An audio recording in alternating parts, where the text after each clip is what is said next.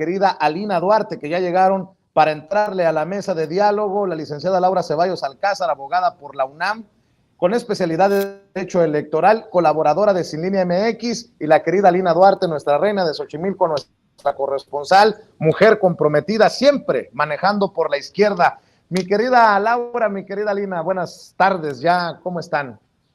Pues yo buscando mis gotas de desver, pero no las encuentro. Eso que acabas de poner de Lili Telles, bueno, a ver, es tiempo de mujeres. Sí, pero ¿de qué mujeres? No de cualquier mujer. Y además su premisa es, cuando yo sea presidente, presidenta, presidente, presidinti, presidunti, voy a deshacer todo lo que hizo la 4T. Eso es su premisa. Entonces, ¿dónde están mis gotas de desver? ¿Alguien las vio?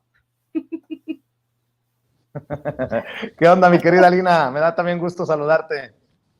Pues ya aquí empezando la semana sin censura, con bastantes temas. Creo que estamos en un momento muy álgido conforme va avanzando ya, no me gusta decirlo, pero esta recta final de este primer sexenio de la cuarta transformación, como que siento que se van acelerando, ¿no? No solamente los debates, las acciones, las propuestas, las reformas, todo está sobre la mesa, así que bueno, feliz de estar aquí en Sin Censura.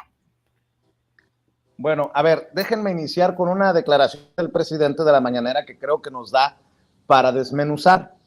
Exhibe al periódico Reforma, a Roberto Madrazo, a los montajes y los exhibe como los encabronados que ya no pueden hacer negocio. Vamos a ver y escuchar. El tercer problema muy grave, el de las medicinas. Hoy sale el Reforma a decir de que estoy hablando de que va a haber un sistema de salud como el de Dinamarca, ¿sí? De los daneses. Ya dije que no va a ser como el de Dinamarca, sino va a ser mejor. Y entonces inmediatamente, ¿no? El boletín del conservadurismo, Pasquín, inmundo, responde, ¿no? Que no hay abasto, porque ellos estaban metidos, eran parte, ¿no?, de la mafia que manejaba lo de los medicamentos. Eso nos costó muchísimo, porque no hay que olvidar, 10 distribuidoras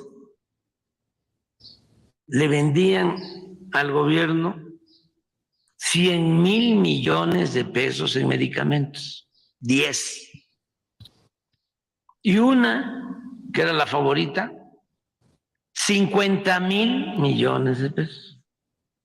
Ya estaban los políticos corruptos. Bueno, mi paisano, Roberto Madrazo, y vinculado con Loret de Mola, tenían contratos con gobernadores para venderles medicina, y así muchos. O sea, no crean que es el único caso.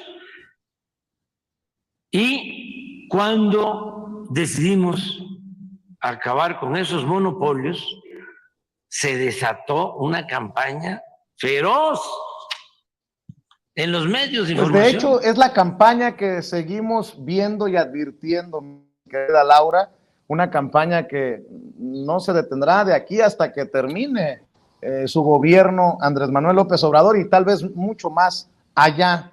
Pues más claro ni el agua, ¿no? Los que lo odian, los que le hacen campañas porque necesitan mazarito, necesitan dinerito, ¿no? Y porque además, Vicente, creo que eso es algo bien revelador.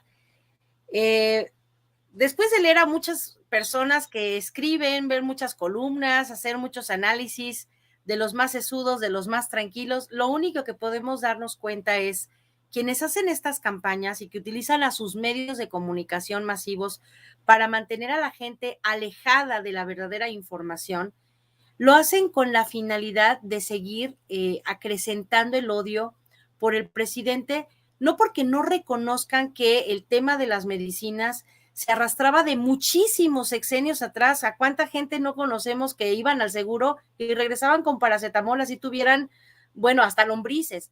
Vaya, este problema de las medicinas se vivió siempre, pero ahora que el presidente lo ataca es cuando estos intelectualoides lo ponen bajo su microscopio y lo analizan como si fuera culpa del presidente el desabasto en sí, y nunca se ocupan de las causas que dieron origen pues a este impasse en donde sí escasearon algunos medicamentos, pero que nunca se cerró la puerta a la atención médica, y que también se olvidan, no sé si sistemáticamente o porque tienen un problema de retención, de la coyuntura mundial que vivimos, primero por la pandemia, pero además en materia de producción de medicinas no habían pues producción de muchas otras medicamentos, precisamente porque toda la industria farmacéutica del mundo estaba apurada buscando la manera de paliar los efectos graves de la pandemia. Entonces, cuando escuchamos estas declaraciones de estos grupos, no podemos sino darnos cuenta, Vicente, Alina,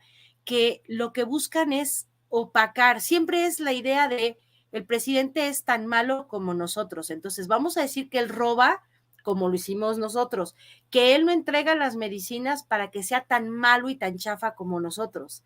Entonces, de eso va esta narrativa, pues, tramposa y ridícula. Entonces, cuando el presidente los exhibe, pues aquellos, como dices tú, andan haciendo chile con el rabo, porque es el demostrar con hechos que lo de ellos es nada más difamar y mentir a lo puro tarugo. El presidente ha demostrado que la compra de medicinas de la manera que lo ha hecho a través del organismo de la ONU y cuidando obviamente el dinero, ha hecho que con el mismo presupuesto que se tenía hoy se ahorren 48,000 millones de pesos, que es el presupuesto casi completo de la UNAM. Eso nos da cuenta de que las cosas sí se pueden hacer bien. Entonces, imagínate la rabia de un PRI y de un PAN que están ahorita buscando hacer campaña de nosotros cuando regresemos te vamos a dar aquellas glorias que te dábamos cuando te gobernábamos, y el presidente pues ahora sí que sin querer hacer campaña, pues nada más gobernando con decencia, con prudencia, con honradez, les demuestra que la corrupción estaba todo lo que daba y que estos contratos multimillonarios que tenían con estas poquititas empresas que además ni siquiera eran productoras de medicina, sino nada más intermediarias de un punto al otro, se enriquecían, le vendían al gobierno una aspirina que a ellos les costaba 10 centavos en 4 o en 5 pesos, y así el grueso de las medicinas. Entonces el presidente, ahora sí que sin hacer mucho, nada más haciendo lo que tiene que hacer, les demuestra que los pésimos gobiernos que se tenían con este esquema neoliberal empobrecían a la gente de todas las maneras posibles y les iban cerrando cada vez más este cerco de poder tener una salud digna y una atención médica adecuada. Entonces, híjoles, formidable. Hoy la conferencia en materia de salud estuvo, pero bueno, hitazo. Estuvo excelente precisamente por demostrarles de lo que ellos nunca fueron capaces. Por eso es tan peligrosa, tan maquiavélica, tan perversa esa mañanera que todos quieren desaparecer, porque están siendo exhibidos en calzones, si me permites la expresión, mi querida Alina Duarte. Pues mira, Vicente, yo creo que estamos metiéndonos en un proceso en donde todo se tiene que cuestionar, todo se pone sobre la mesa, y uno de ellos son los sistemas públicos que queremos. El desmantelamiento del Estado mexicano implicó directamente en enriquecer los bolsillos. En este momento ya sabemos que de todos los expresidentes, en el momento en que Zedillo desmantela el sistema ferroviario, pues se hace después parte de este sector empresarial. En el caso de Salinas, pues Salinas obviamente se vio beneficiado del desmantelamiento de muchísimas de las industrias en este país. Ahora estamos dando seguimiento a lo que hizo Fox y cómo Cofepris pues se puso, ¿no?, de rodillas para decirle sí, aquí todo lo que necesitan. Es decir, el Estado mexicano se había visto como una empresa, ¿no?, al servicio de unos cuantos, y hoy que se está recuperando cierta soberanía en materia energética, en materia incluso también de salubridad, los retos evidentemente son muchísimos. Hay que lograr desenquistar todos estos grupos que estuvieron no solo chupando el erario, sino realmente acabando con la industria mexicana. Y el tema aquí de la nula inversión durante muchos sexenios en educación, en ciencia y tecnología, también pasaba por el hecho de beneficiar educativamente a estas empresas de medicinas. Lo vimos, ¿no? En países como Cuba, a mitad de una pandemia, era una locura que aún con un bloqueo económico financiero durante más de 60 años fuera de los pocos países capaces de desarrollar una vacuna. Eso no pasó acá. Aquí, al contrario, se le fue recortando presupuesto a la educación pública, se le fue recortando presupuesto a la ciencia y tecnología, y no solo se le fue recortando, los modelos educativos permitían que las pocas becas, que los modos de investigación fueran nuevamente en manos de quienes tuvieran grandes apellidos dentro de la academia y se concentrara ahí el capital, tanto científico como cultural. Es lo que veíamos incluso ahora con la película de Luis Estrada, en donde hace unos días que lo entrevistaban en Sin embargo, él decía, es que a mí no me dieron dinero, es que yo ya demandé al gobierno, claro, porque también todas esas becas, todas esas oportunidades se quedaron en pocas manos. Y ahora lo que está pasando es que vinieron a sacudir ese aparato estatal, que hay, insisto, muchos retos, acabar con esas burocracias doradas en todos sentidos, ¿no? Dentro y fuera del gobierno, dentro y fuera de los partidos. Sin embargo, el hecho de que haya una democratización dentro de la politización y del debate popular permite saber quiénes son los medios de comunicación que han estado acompañando todos estos procesos y por los cuales se enriquecían para desmantelar el Estado en favor de unos cuantos. Es decir, era un punto neutral los medios de comunicación para permitir la concentración de las riquezas en manos farmacéuticas, en manos de empresas extranjeras en materia energética, ferroviarias, Iberdrola. Entonces, yo creo que cuando se empieza a aceitar la maquinaria de politización de la gente, hoy tenemos muestra de un abanico también de claroscuros de lo que hay que hacer, de saber que hay que seguir invirtiendo, ¿no? En una industria nacional en todo sentido de ciencia y tecnología, y por otro lado también apostarle a la democratización de las narrativas de los medios de comunicación en las cuales podamos ver cuál es el rol que quiere jugar cada uno y haya mucha transparencia dentro de nosotros como periodistas, de decir de qué lado estamos, ¿no? Ese fuera máscaras, no necesariamente, por ejemplo, en Estados Unidos se traslada hacia afuera de sus fronteras, pero a lo interno es muy claro cuando se vierten posturas por los demócratas, por los republicanos, cuando Fox News es totalmente más republicano en muchas cosas que MSNBC, CNN, que es más demócrata. Aquí han jugado la carta de la neutralidad y la objetividad, y obviamente después de esta concentración mediática tan brutal por tantos años, pues la mañanera les destantea, el hecho de que la gente se haya volcado a las redes sociales, pues también los descoloca, así que yo creo que vamos por muy buen camino, Vicente. Así es, y precisamente sobre la mañanera, por eso también lo mencionaba, Enrique Krause publica básicamente su idea que escribió en inglés para el Washington Post en el Reforma, y es un ataque abierto a la mañana, ¿no? Habla de una puesta en escena desde Palacio Nacional, habla del presidente Andrés Manuel López Obrador, que si no es un poder absoluto, parece aspirar a serlo, furioso contra sus críticos, casi todos los periodistas, escritores e intelectuales, dice el señorón, emite comúnmente contra ellos, con nombre y apellido, expresiones que pudieran malinterpretarse. Lo hace seguido, dice, ante millones de personas, y la obra se llama La Mañanera, y se suelta vomitando contra este ejercicio. Pues es obvio, así como López Dóriga cuando se enoja y habla de la mañanera y se queja de cuántas veces lo ha mencionado el presidente, pues es obvio, porque estos son los exhibidos, Laura. Me llama mucho la atención que el gran intelectual Enrique Krause esté tan dolido por la puesta en escena llamada La Mañanera, Laura. Mira, Vicente, es algo bien simpático. Si esa puesta en escena la hubieran, está como en chino imaginar a un Enrique Peña Nieto o a un Calderón. ¿Te imaginas a Calderón todos los días a las 7 de la mañana? del pub al podio, pero bueno, si alguno de los presidentes anteriores hubiera tenido el aguante físico y emocional de tolerar preguntas abiertas, unas más rudas que otras, todos los días, a ellos se los hubieran, bueno, celebrado como si hubiera sido un acto de heroísmo total, les hubieran puesto, bueno, flores y laureles, como lo hace una persona que se ha impuesto como misión en la vida darle la mano al que menos puede, al que menos sabe y al que menos tiene. Y ha decidido con un discurso súper sencillo, accesible y asequible para todas las personas que lo quieran ver, como no necesita de gran parafernalia ni de salir en cadena nacional para dar todos los días un mensaje del estado de la nación. Por supuesto que les duele, porque entonces ya no tienen ellos material para hacer estos análisis que decía yo, sesudos, ¿no? Profundos, de verdaderamente relumbrón para ellos.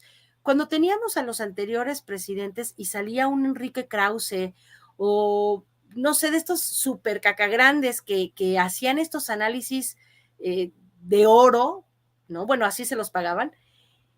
Era verdaderamente esperado por toda la élite intelectual del país porque iba a salir alguien ni de izquierda ni de derecha, sino todo lo contrario, pero con una clara misión de análisis profundo a nivel universitario, a nivel político, que los pasaba como rozando un poquito y les corregía la página para que fueran mejores presidentes. Ahora, perdón, pero con un presidente tan transparente y tan neta como el que hoy tenemos, pues estos comentarios que pudieran hacer Enrique Krause y pues no sé, los de siempre, ahorita este señor Silva Herzog, que mejor me dio risa, todas estas gentes que eran de gran renombre, estas vacas sagradas de la comentocracia, pues no le llegan ni al polvito de esos zapatos que luego les da por criticar. No es que no tengan ellos algo que decir, sino que tratar de corregir al presidente en sus formas queda muy ridículo porque el presidente no está cuidándose de las formas que para ellos eran fondo.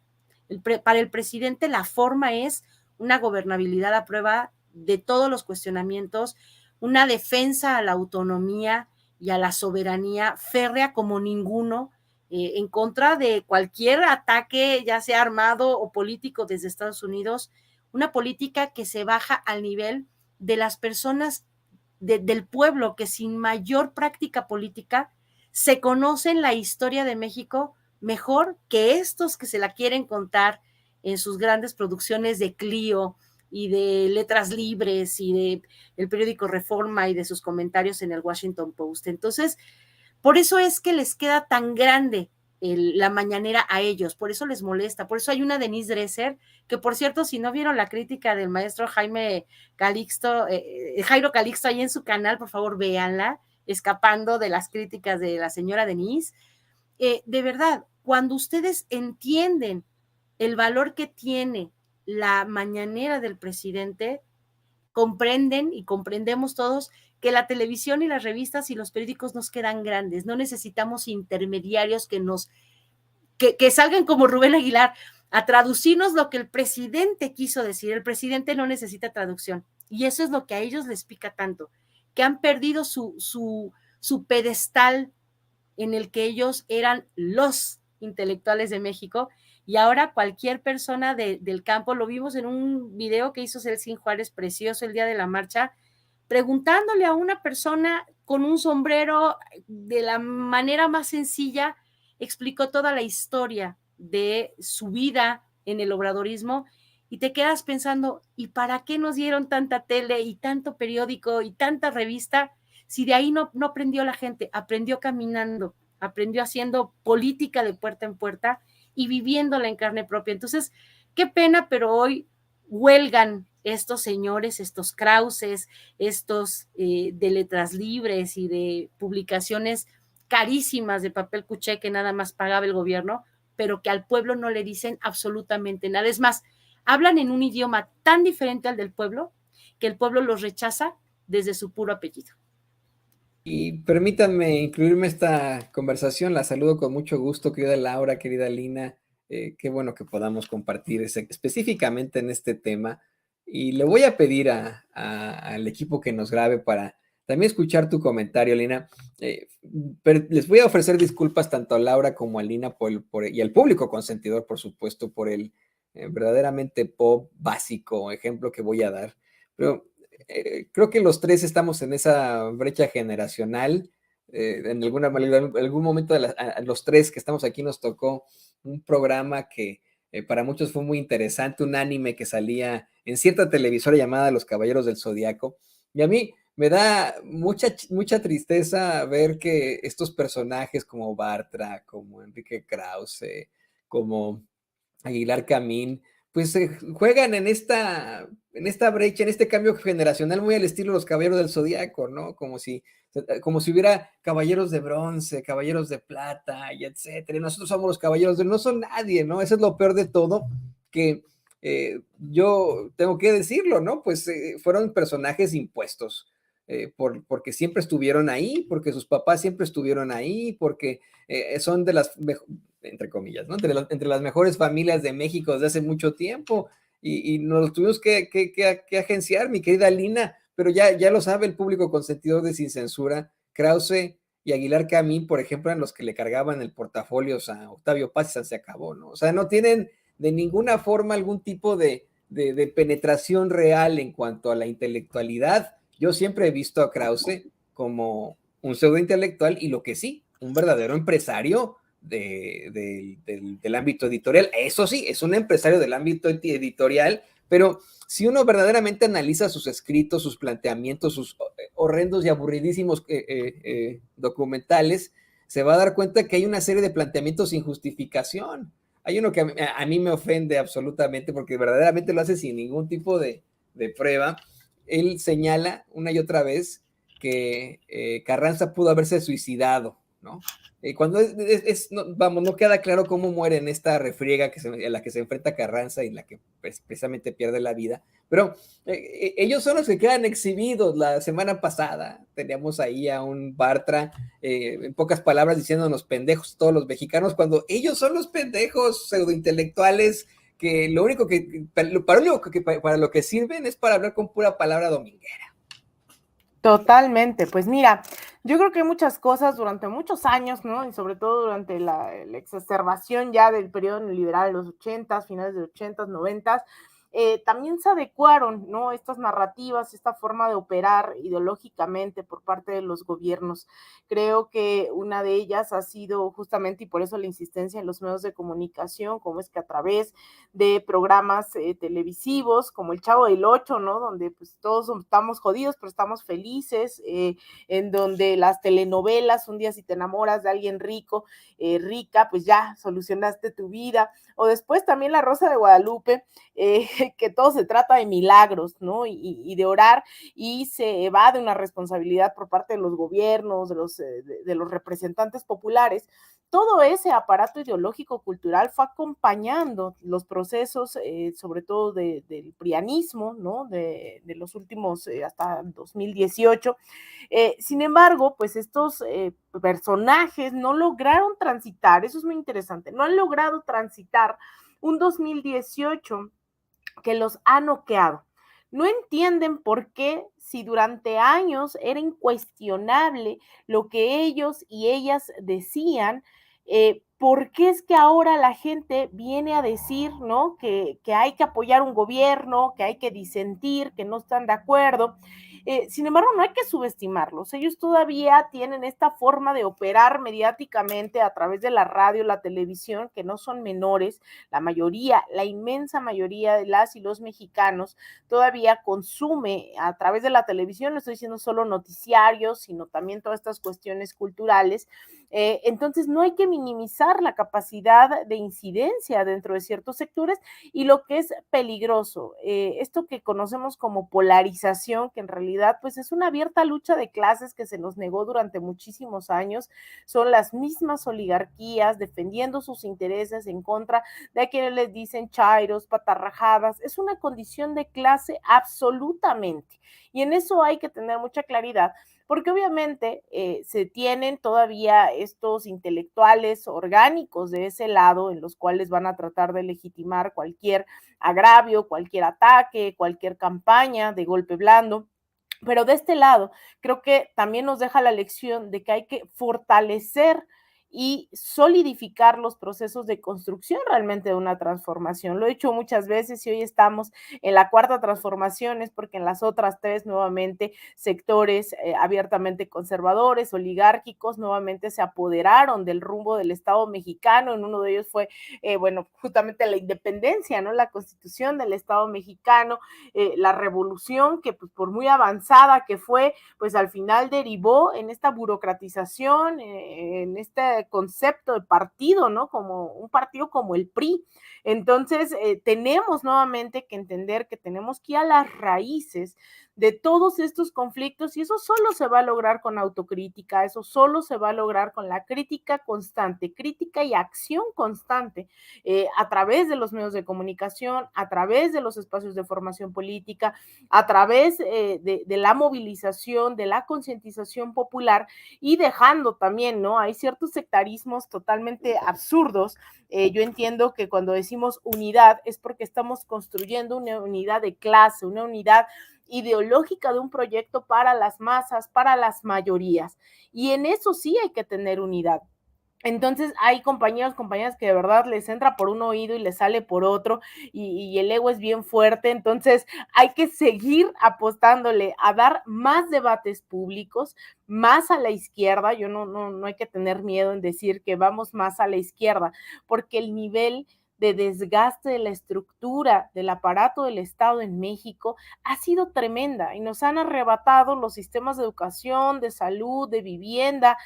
Aquí ni siquiera, por ejemplo, la vivienda, ni en Estados Unidos obviamente menos, está pensada o concebida como un derecho social, mientras hay países que por muy estigmatizados como Venezuela, el hecho de ser venezolano hace que tengas derecho de acceso a una vivienda digna. Entonces, hay mucho que seguir peleando y yo lo decía al principio de esta participación el día de hoy, suena ya un poco tétrico el decir estamos en la recta final de este sexenio y yo creo que hay que pisar acelerador y no hay que esperar que el presidente López Obrador se pronuncie en absolutamente todo, ¿no? Creo que también no hay que caer en esa dinámica que sí quiere la derecha, que inevitablemente se queja de las mañaneras, se queja del presidente, pero son los más obsesionados con cada palabra, punto y coma que dice, pero también hay que crear otros espacios en lo local, en lo estatal, en donde se note esa transformación. Yo por eso es que digo que abiertamente yo soy muy fan del trabajo que, por ejemplo, se está haciendo aquí y con eso cierro, en la alcaldía de Iztapalapa, ¿no? De Clara Brugada.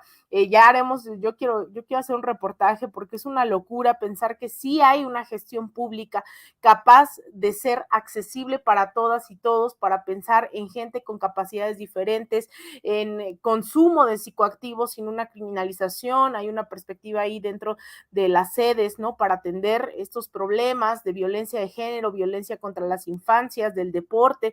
Yo creo que hay cosas que pueden ser muy tangibles si nos seguimos organizando, si nos sigamos informando y no dejándole a la derecha ni un tantito así.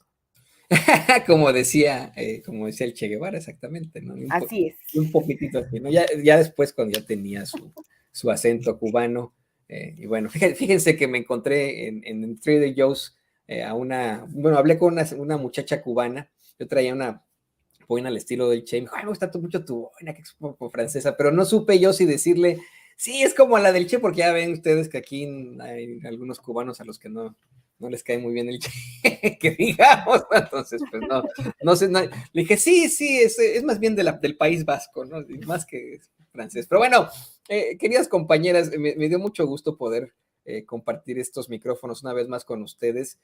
No es tétrico, Alina, no es tétrico, querida Laura, es lo necesario, lo absolutamente necesario que sigamos con esta idea.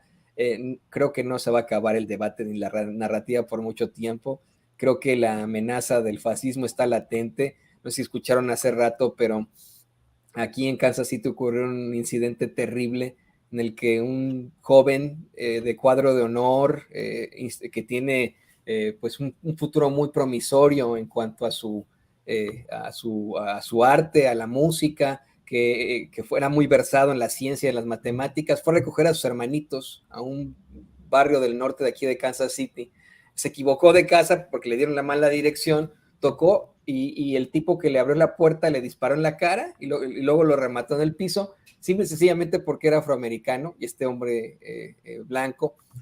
La amenaza del fascismo está latente aquí y allá, e insisto, ¿no? Lo decía desde hace rato, el ejemplo de este muchacho, de Ralph, es incluso doloroso por lo brillante que es el muchacho. Sobrevivió y esperemos que se recupere. Imagínense, de dos disparos en la cabeza. Pero incluso, sea quien sea, si uno va y toca la puerta de la casa de alguien, pues no es para que nos disparen en la cara, ¿no? Por nuestro color de piel, eso está terrible. Así que totalmente de acuerdo con ustedes, la lucha sigue y seguirá. Y pues les ruego que nos compartan sus redes sociales para que la gente se ponga en contacto con ustedes, y me va a dar mucho gusto verlas muy, muy pronto por allá, por México, o en algún sitio de acá, en la Unión Americana. Alina, estábamos contigo, pues compártenos tus redes sociales. Muchas gracias, querido Toño. Pues a mí me encuentran en Twitter en @AlinaDuarte_, en Instagram _AlinaDuarte, en Facebook.com/Alina Duarte Periodista, y también pues aquí todos los días en Sin Censura. Y cierro invitándoles nuevamente, este día viernes estarán nuevamente el padre y hermano de Julian Assange en el Instituto Nacional de Formación Política. Transmitiremos el documental de Itaca a las 5 de la tarde, y a las 7 de la noche daremos una charla ahí a propósito de lo que ha ocurrido hasta ahora, una actualización del caso de uno de los más graves del siglo XXI en materia de libertad de expresión en contra de Julian Assange. Así que bueno, ahí les esperamos en el Instituto Nacional de Formación Política, a 2 cuadras de Metro Pantitlán. Te mando un abrazo, querido Toño, querida comadre Laura, y a toda la audiencia, obviamente, de Sin Censura, quien leo sus comentarios y les devuelvo también todos sus cariños. Es exactamente, es un público muy consentidor, por eso así le llamo, querida Lina. Laura, también por favor compártenos tus redes sociales y qué andan haciendo ahí en Sin Línea para que la gente los visite. Pues bueno, yo estoy, muchas gracias, Toño, en Sin Línea MX todos los días, bueno, excepto algunos que me salto. Mañana no voy a estar, pero bueno, el miércoles sí, a las 11 de la mañana, y estoy en Twitter como @CeballosLaura y en Facebook como Laura Ceballos_Sin Línea.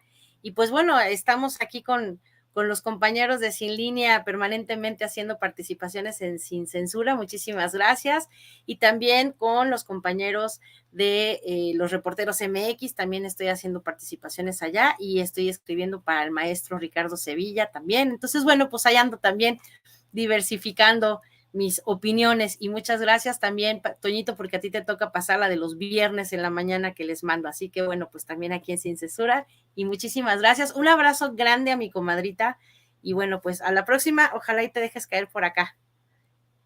Sí, no, que nos encantan esas colaboraciones, pues ya saben que son aquí más que bienvenidas, y nos vemos muy pronto. Les agradezco que se hayan unido a la plática y que me hayan permitido entrar ahí, como el que iba pasando por ahí, ¿no? Así de ahí, te metió en la conversación. El espontáneo. Pero bueno, muchas gracias, amigas. Que les bendiga, que les vaya muy, muy bien. Y bueno, pues, mire,